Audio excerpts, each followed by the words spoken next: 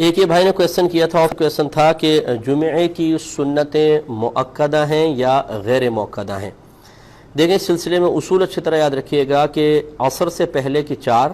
اور عشاء سے پہلے کی 4 سنتیں یہ غیر مؤکدہ ہوتی ہیں، باقی سب جتنی بھی سنتیں ہیں ساری کی ساری مؤکدہ ہیں، جیسے فجر سے پہلے کی 2، ظہر سے پہلے کی 4، پھر ظہر کے بعد 2، پھر مغرب کے بعد 2، پھر عشاء کے بعد 2۔ اس کے علاوہ جمعے کی تمام سنتیں مؤکدہ ہیں،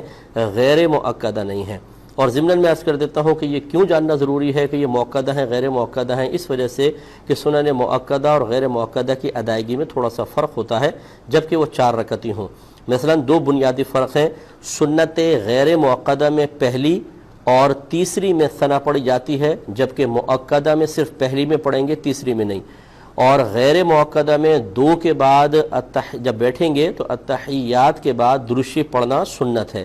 دعا بھی ملا لیں تو کوئی حرج نہیں، جبکہ سنت مؤکدہ بالکل فرض کی طرح ہوتی ہے کہ 2 رکعت کے بعد صرف آپ تشہد پڑھیں گے۔ اگر آپ نے اس کے آگے ایک بھی جملہ بنا لیا، یعنی اللہم صلی علی محمد یا اللہم صلی علی سیدنا، یہ پورا ایک جملہ بن گیا، سینٹنس بن گیا ہے، تو سجدہ صاحب واجب ہو جائے گا۔ تو یہ 2 بنیادی فرق ہیں۔ دوسرے نے اس کے ساتھ یہ پوچھا تھا کہ جمعے کی جب ہم نماز ادا کر رہے ہوں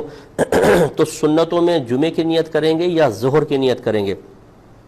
دیکھیں یہ بھی ایک عوامی غلطی ہے کہ جب آپ جمعہ پڑھ رہے ہوتے ہیں تو سارے رکعتیں جمعے کی ہیں، اب ظہر کا یہاں کوئی تعلق نہیں ہے،